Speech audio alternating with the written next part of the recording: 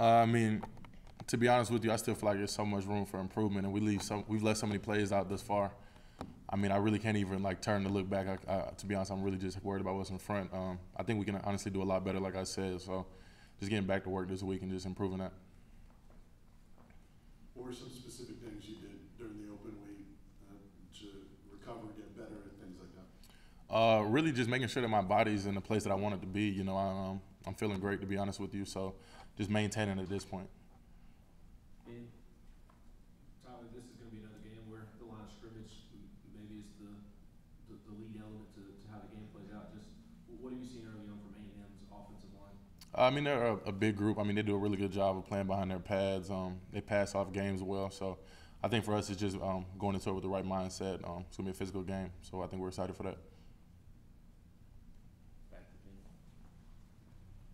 On the flip side of that, A&M's defensive line is talked about a lot. I know you'll be studying the offense, but what are your thoughts on their defensive line? It seems like they have a bunch of different body types and Right. just guy after guy that they can rotate in very similar to y'all. Yeah, I mean, they do a great job on that side, but we're more so just focused on our offense right now.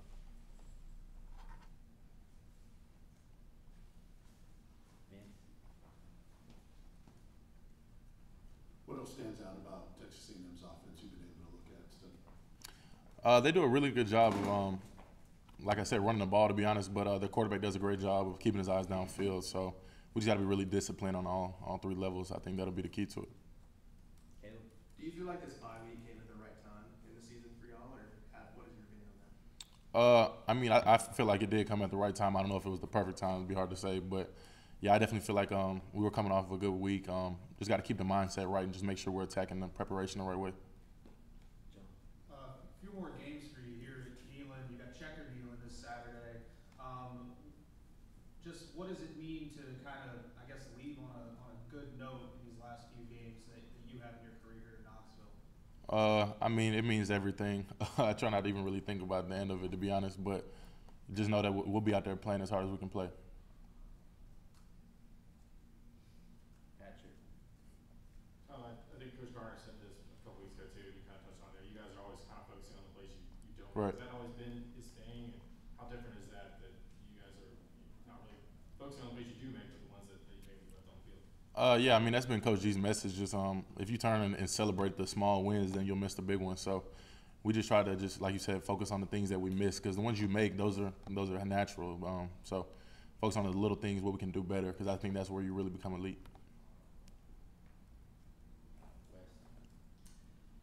How challenging can it be to play a position where even like the best of the best, like, you know, I don't know what the percentage is, but it's low on the times that you pass rush and you actually get a sack, get the quarterback on the ground. Maybe it's something like baseball with batting average. Right. I mean, how do you deal with that sort of on a daily basis at this point? I mean, to be honest with you, every play I approach it thinking I'm going to make the play. So I think that's just our mindset.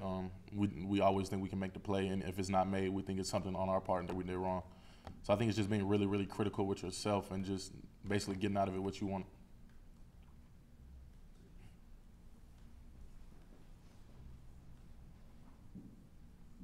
Statistically, these defenses going up against each other this next week are very similar. What would you say is the biggest difference between your two defenses? I really haven't done much with their defense, but just being prideful of ourselves. I feel like nobody's going to play as hard as we play. Nobody's going to get to the ball like we get to the ball. So I can just speak for us and just how hard we play. I'm not really sure on the other side. You guys defensively have been among the leaders in the country, sacks, tackles for loss, all those things most of the season. Is it important to you that teams look at you guys as an elite pass rushing team? Does that matter at all that you get that respect? I mean, it's not necessarily I don't really care what other people think, but just in terms of us, I think if we can look at ourselves and say that about ourselves, then we live in the right way and we're doing the right things. So I think it's more of a standard that we hold ourselves to. We're not really overly impressed with what other people think about us. Last one, Vince.